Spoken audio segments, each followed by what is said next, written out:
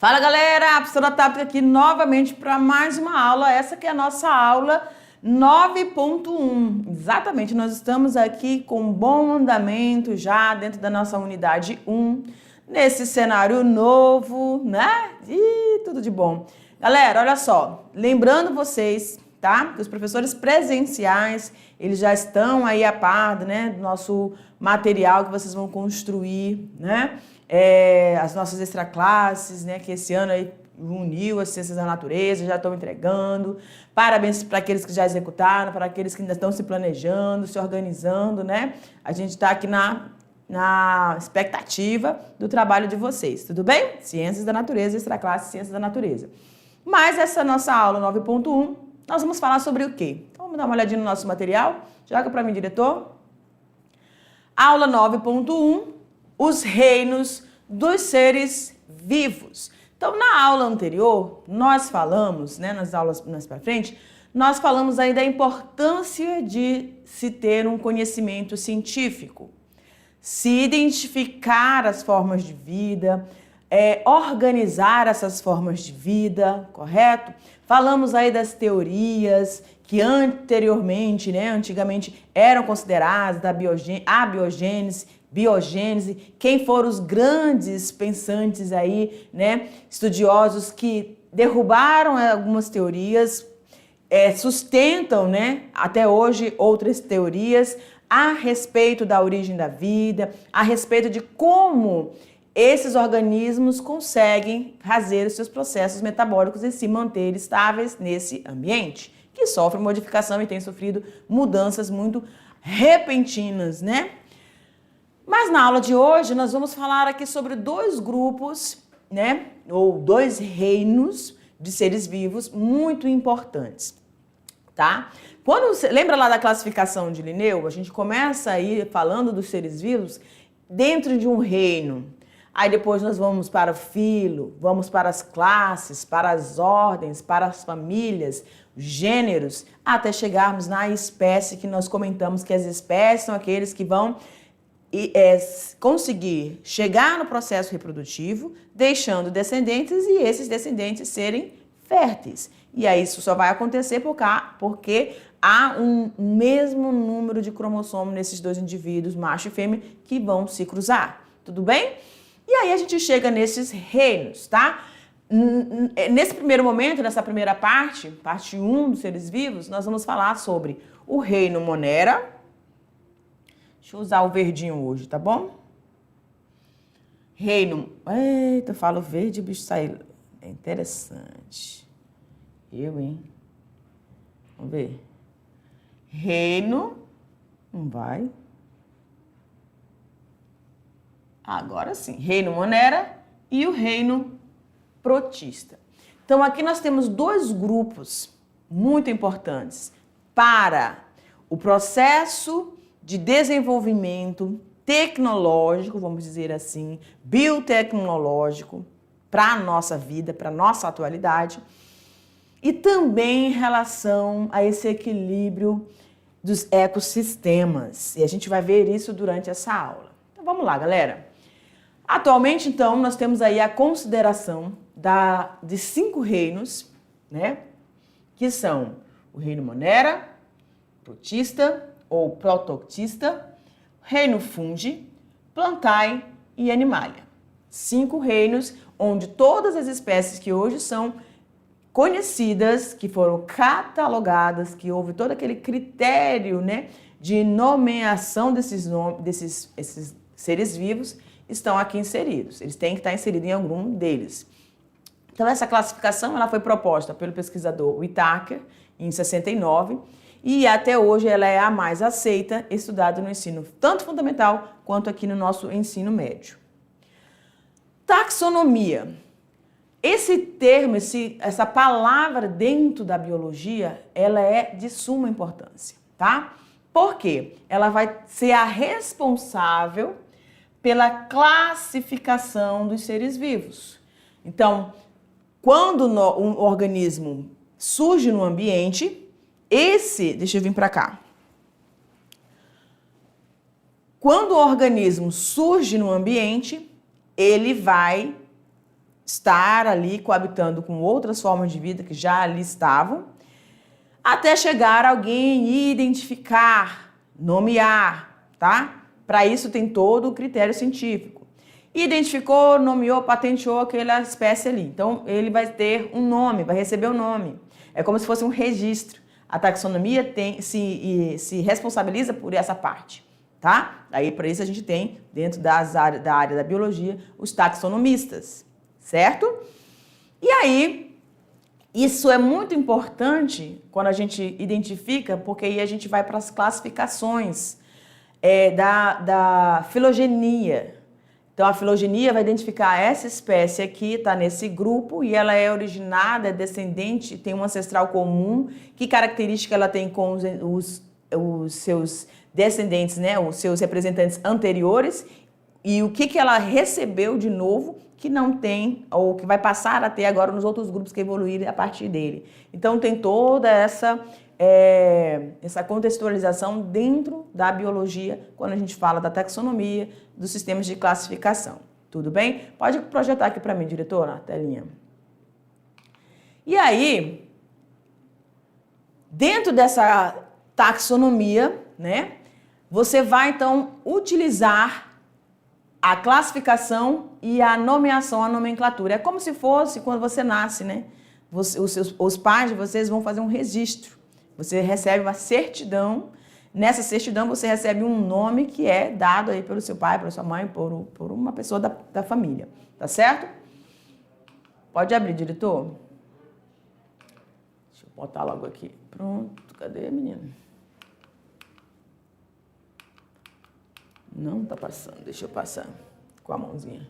Então, dentro dessa taxonomia, dentro desse rigor científico que nós temos para identificar essas espécies, a classificação ela vai então consistir em colocar os indivíduos em grupos com base em alguns critérios, ou seja, de acordo com as características, como a gente estava falando para vocês. A filogenética, ou a filogenia, é a parte, ou a cladística, ela vai identificar esse representante, vai inseri-lo num grupo, num reino, numa classe, e aí depois ele, de acordo com as características que ele tem, tem pares de asas, não tem pares de asas, é um animal que anda sobre 4 patas, não, ele não tem, ele tem 6 patas. Então, essas características é que vão dar o rigor dessa classificação e acertar o grupo em que eles vão ser inseridos. A nomenclatura ela vai dar o nome a esses indivíduos a que eles pertencem. Então, por exemplo, Felis catus, o nosso gatinho doméstico. Panthera onca, nossa onça pintada. Então, cada um deles vai ter esse nome, receber o seu nome. E o reino Monera. Dentro desse reino é o primeiro grupo de seres vivos, ou o primeiro reino de seres vivos. Normalmente a gente vem seguindo essa ordem didaticamente, né? É o primeiro reino. Nós vamos ter organismos como as bactérias, as chamadas cianobactérias e as arqueobactérias. Agora é interessante dizer o seguinte, relembrar para vocês a partir das nossas aulas anteriores. Seguinte, quando a gente fala aqui, de bactérias, vocês lembram dos coacervados? Foram as primeiras estruturas se formarem naquela sopa probiótica, correto? A partir dali, né, a partir daquelas substâncias orgânicas, começaram a se aglomerar, começaram a se compartimentar, vamos dizer assim, e formar aquela estrutura ou unidade celular em que você tinha a bicamada lipídica, ou seja, se protegendo do meio externo, fazendo com que o ambiente interno conseguisse ter uma interação apropriada para a sobrevivência desse organismo em relação ao ambiente externo. Tudo bem? E aí, esses primeiros organismos acreditam que eram as bactérias. E, segundo a hipótese heterotrófica, aqueles organismos fermentadores, a partir deles, com a emissão aí do CO2, você tem o surgimento de um organismo fotossintetizador, que são quem? Aqui, as cianobactérias, que elas têm filamentos de clorofila, então são capazes então, de retirar esse gás carbônico e captar a energia luminosa do Sol, transformar isso em energia química. Tudo bem? Então, vocês conseguem entender e acompanhar todo o processo de evolução e transformação que o planeta Terra foi passando, foi sendo modificado e as formas de vida também acompanharam, né, foram sobrevivendo. Mas lembrem um detalhe, que quando a gente estava falando lá, no início, os organismos que não estavam, começaram a surgir ali dos coacervados. Os organismos que não ficaram muito adaptados, né, àquele ambiente totalmente difícil de sobreviver, morreram. Alguns organismos já morreram. Sobreviveram, ali a gente ainda não tinha conhecimento da seleção natural, né, de Darwin. Mas ali já começou a surgir um processo de seleção. E algumas espécies ficaram. Essas espécies que ficaram, deixaram seus descendentes, foram passando e deixando sua marca para ter o processo de evolução das espécies que hoje nós temos. E assim continua até hoje. As espécies que não conseguem acompanhar essas modificações que estão acontecendo no ambiente, tanto no ar atmosférico, quanto no solo, na água, poluição e tudo mais que a gente já sabe bem, eles estão sendo eliminados, tá? Estão sendo extintos. Tudo bem? Pode abrir para mim, diretor. Então, todos esses seres simples, eles são unicelulares, ou seja, eles são detentores de apenas uma célula. E são chamados de células procarióticas. Célula procariótica, vocês já viram lá no ensino fundamental, vamos relembrar, que é aquela unidade celular onde eu não tenho o material genético. O que é material genético mesmo, professora? O DNA, tá? Então, o material genético, ele fica ali, ó, disperso. Disperso no sentido assim, que ele não tem uma casinha, né? Não tem um núcleo, tá certo? Então, por isso que eles chamam de anucleado, uma célula anucleada, uma célula procariótica, tá? E também, além disso, ela não vai possuir aquelas unidades mais complexas, aquelas organelas mais complexas que nós vamos encontrar nas células eucarióticas, que vocês também devem estar lembrando desse conceito. Então, a mais básica não. As primeiras formas de vidas unicelulares, procarióticas, sem essa diferenciação do núcleo, tá? Mas já com presença de material genético, e a gente vai ver que existe dentro dessas células bacterianas, existe uma estrutura muito importante que é responsável aí pelas modificações que podem acontecer numa bactéria, mas lá para frente a gente vai ver. Então, as bactérias do grego bactéria, bastão, são encontradas em todos os ecossistemas da Terra. Lembram da da hipótese autotrófica? Quando eles descobriram, os cientistas descobriram que ambientes como na cratera de um vulcão, como nas fendas termais dos oceanos, existiam essas formas de vida, nessa temperatura elevada, eles falaram, gente, ou até em ambientes salinos, né, com salinidade muito acentuada, existem essas formas de vida. Essas bactérias conseguiram estar ali, sobreviveram, se tornaram resistentes àquele ambiente totalmente inóspito, mas sobreviveram. Então, quando a gente descobre isso, muita coisa é esclarecida, tá? Então, eles estão presentes em todos esses ecossistemas. E são de grande importância para a nossa saúde, para o nosso ambiente e para a nossa economia, como a gente falou anteriormente. E aí, aqui a gente tem uma placa de Petri sendo segurada aqui, e dentro dessa placa de Petri, a gente consegue identificar as colônias dessas bactérias, tá bom? Ou seja, essa é a placa de Petri, que tem uma substância chamada agar, ela é um ambiente propício para o desenvolvimento, porque ali essas bactérias vão conseguir se desenvolver. E aí a gente vai testando vários tipos de medicamentos para identificar quais que matam elas ou qual que diminui ou reduz o nível de seu crescimento, tá? E aí vai sendo estudado aí. Importância, então, das bactérias. Decomposição da matéria orgânica. Vejam vocês que quando a gente fala de reciclagem de tudo aquilo que é tido como um resíduo, né? Os fungos e as bactérias, elas vão estar presentes, vão ser os organismos atuantes. Então, se não fosse fungos e bactérias, o que seria dessa devolutiva dessas substâncias presentes na matéria orgânica desses organismos que vão morrendo? Então, a gente tem que pensar aqui tanto nos vegetais quanto nos animais. toda vez que esses animais morrem, se eles levassem para si ou se fossem tudo consumido, ai de nós, né? Ai do planeta. Então, o que acontece? A ação desses micro-organismos, bactérias e fungos, que vão fazer essa devolução para o ambiente daquilo que eles estavam sendo utilizados aqui por aquele organismo, tá? Isso é uma dinâmica assim, da mãe natureza maravilhosa, né? Esse processo é efetuado tanto de forma aeróbica, nós já sabemos que é em presença de oxigênio, quanto anaerobicamente, que é na ausência de oxigênio.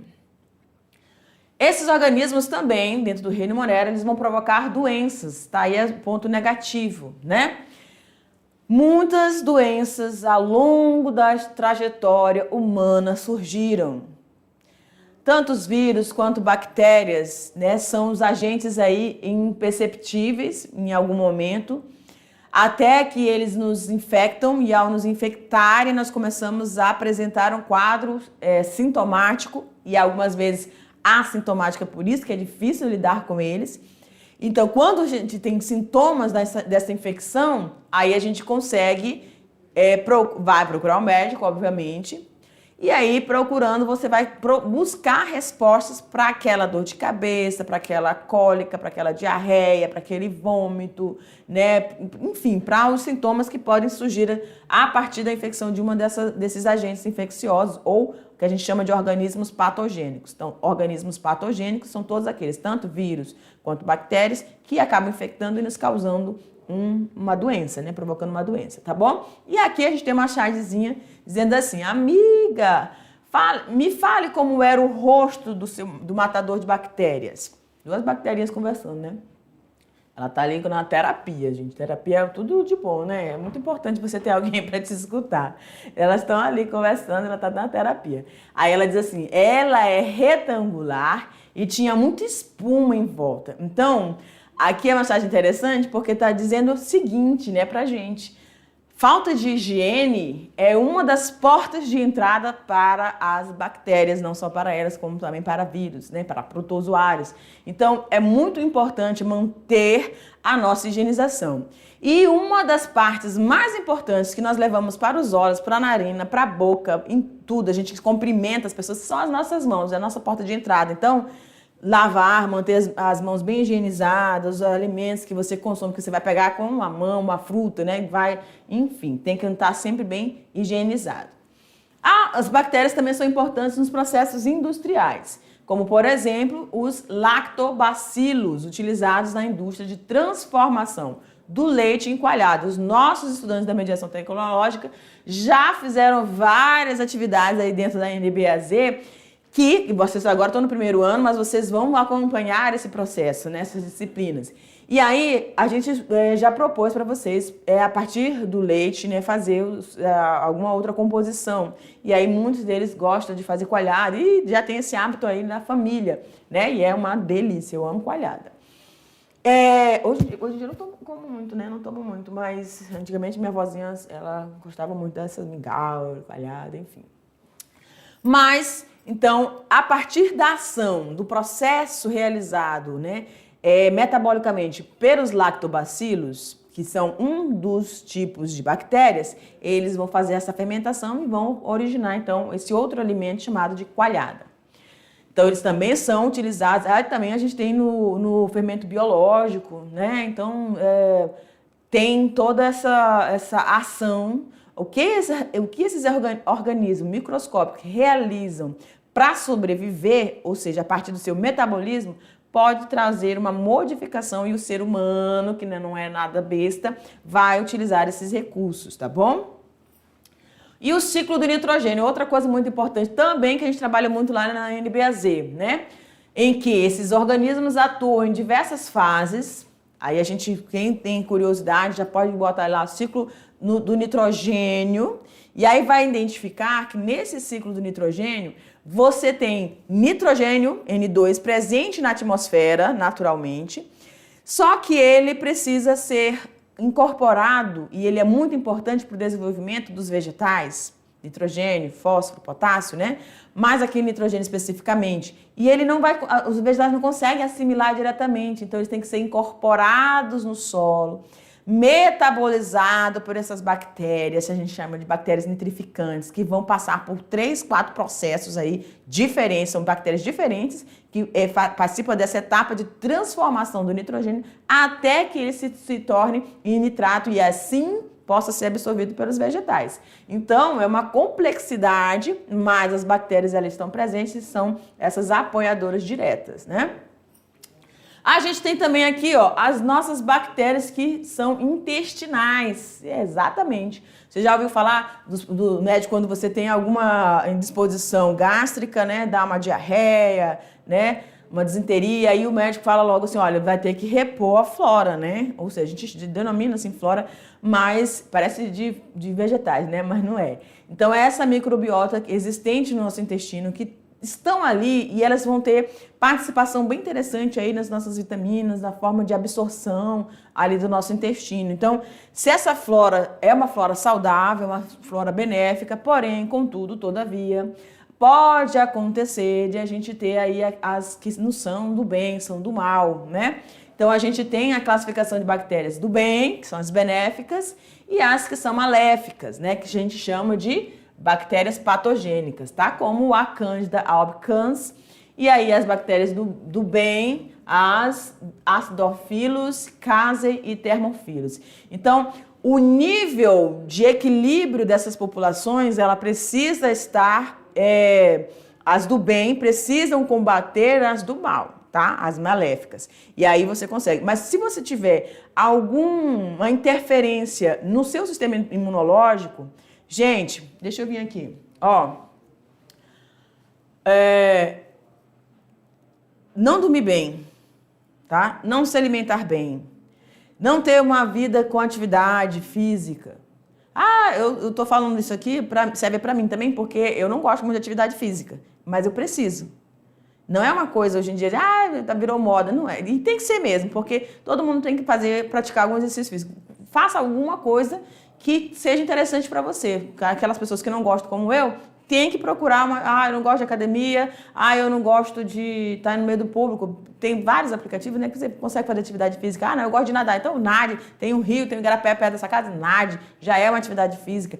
Eu gosto de ouvir música e andar. Então, vai caminhar, ouve 3, 4 músicas, vai fazer aquela caminhada, faz bem para a alma, faz bem para o espírito, tá bom? Mas tem que fazer alguma coisa. Então, o nosso sistema imunológico, se nós tivermos eu soube de uma notícia muito ruim, o falecimento de um familiar, enfim, o nosso sistema imunológico pode ficar abalado e a gente começar a ter um declive desses agentes, né, que vão responder a alguma diminuição do nosso sistema imunológico, das nossas células de defesa. A palavra não estava vindo, agora veio. Das nossas células de defesa. Então, elas têm que estar bem atentas, tá bom? Quando você tem alguma dessas interferências externas, pode também ser interna, uma medicação que você tome, dosagem além do que foi recomendado, também pode interferir no seu sistema imunológico. Você tem que estar atento a tudo isso. Tudo bem? Então, manter essa flora é muito importante. Pode abrir, diretor. Aqui a gente tem, então, a visualização da estrutura desses organismos que estão presentes no reino Monera, tá bom? Aqui a gente tem uma célula bacteriana. Qual é essa célula? Uma célula procariótica, perfeito. E ela é um indivíduo, essa bactéria ela é dotada por uma única célula, ela é constituída por uma única célula. Dentro dessa célula, nós estamos representando, ela tem uma unidade de locomoção, que é o flagelo. Tá bom? Nem todas as bactérias são flageladas. A gente vai ver aí várias formas diferentes, tá? Elas têm os peelingzinhos, que são importantes também nessa comunicação do ambiente externo para o ambiente interno. Aí nós temos a membrana plasmática, lembram? A bicamada lipídica, que faz esse ambiente externo e interno estarem diferentes, em constituições químicas diferentes, certo?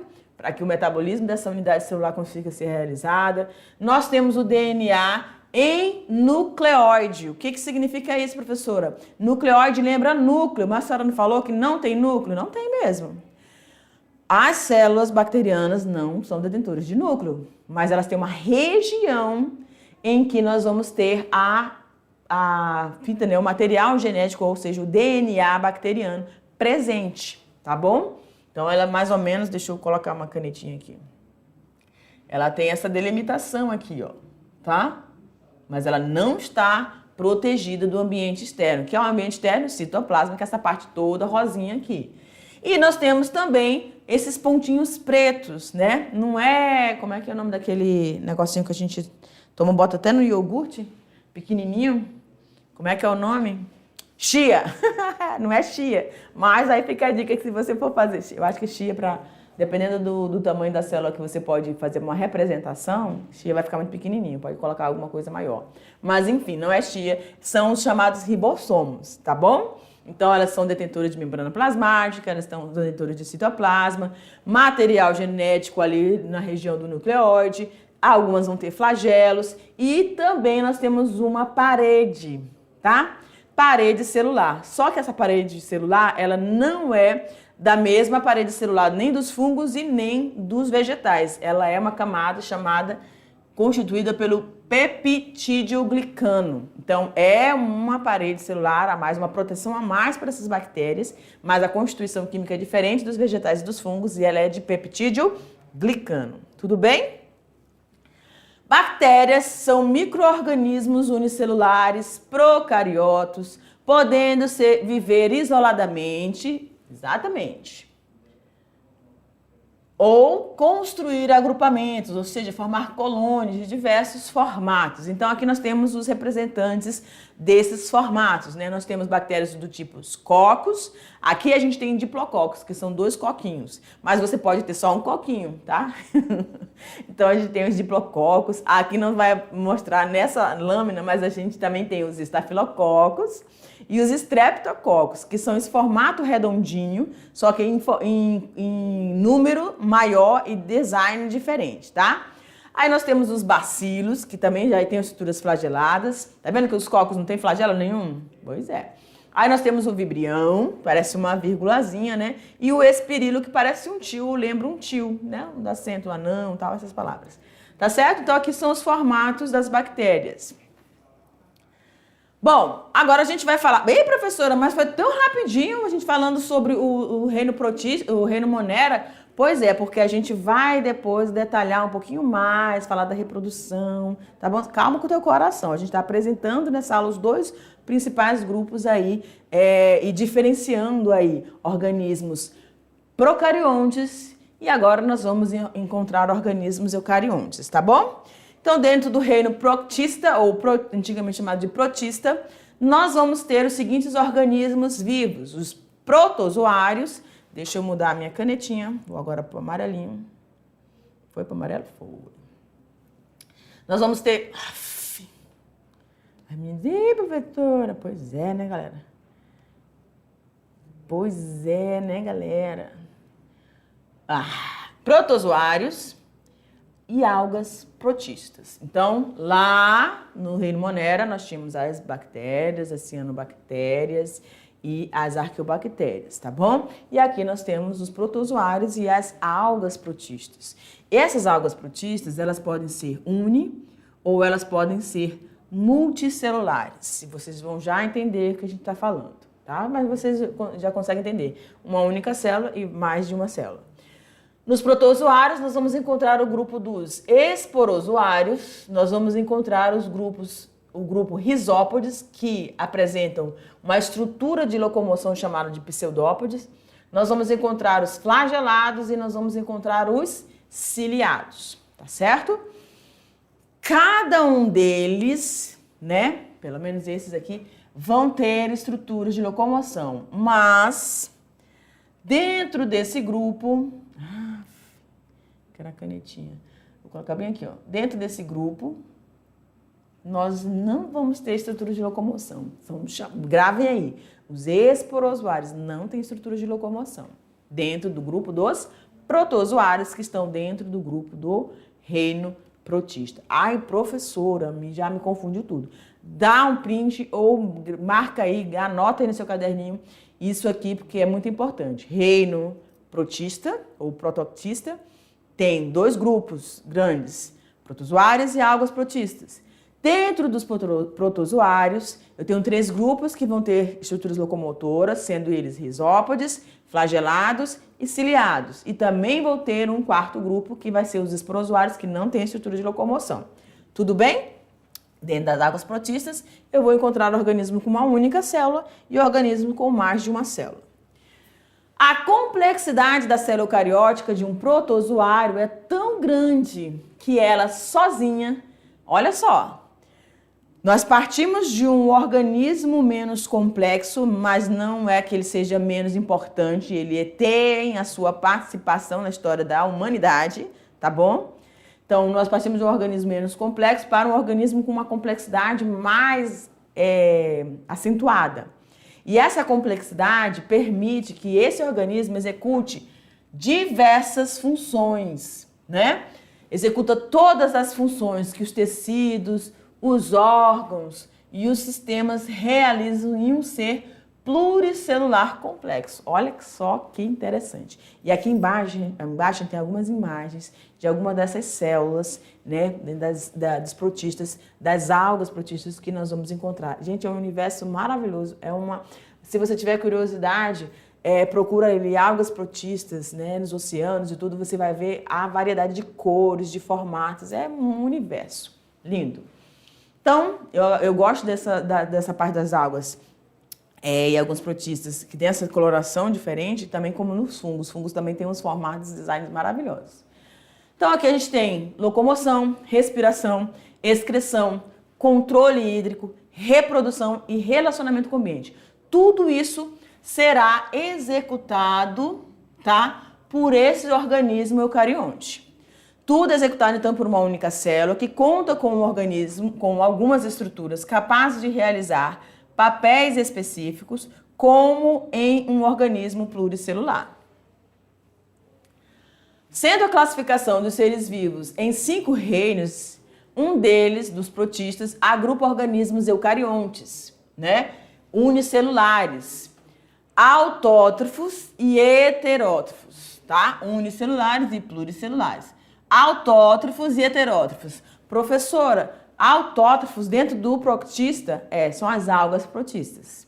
Elas são organismos fotossintetizantes, tá? Fotossintetizadores. E dentro dos heterotróficos, nós temos aí os protozoários. Tudo bem?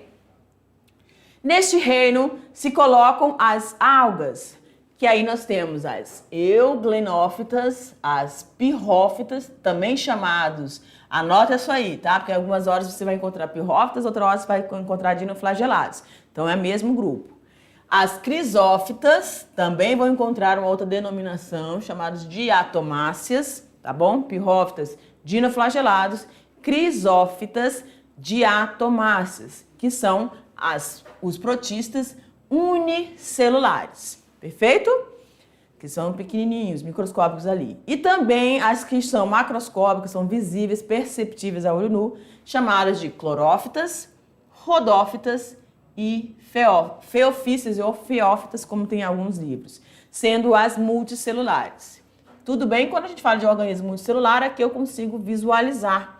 Unicelular normalmente vai ser, normalmente não, ele é microscópico, eu tenho que utilizar algum recurso para visualizá-las, tá bom? Os protozoários são protistas heterotróficos ou heterótrofos. Ou seja, eles precisam, eles precisam retirar do ambiente, né, substâncias orgânicas e aí metabolizar isso, tá? A célula de um protista é semelhante às células de animais e plantas, mas há suas particularidades.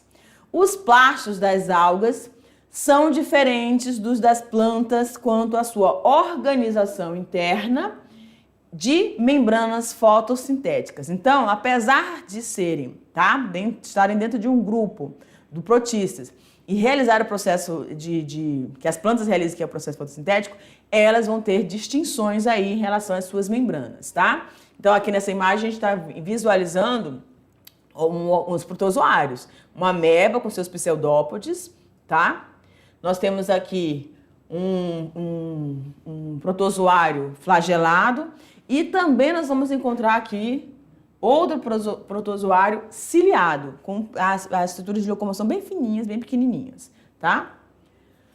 Ocorrem cílios e flagelos para sua locomoção. A célula do protozoário tem uma membrana simples ou reforçada por carpas externas proteicas e ainda por carapaças minerais, como em certas amebas, né, ou tecamebas, que é a visualização aqui do microscópio eletrônico que vocês estão visualizando. Aqui a gente tem outra imagem, agora um desenho, né, mostrando essas estruturas dos pseudóptes, que são essas projeções da membrana plasmática, essa região do núcleo, um vacúolo digestivo, onde vai estar a metabolização de tudo aquilo que está ingerindo, que eles vão estar incorporando, tá? Os vacúolos contraste para equilibrar essa composição osmótica ali.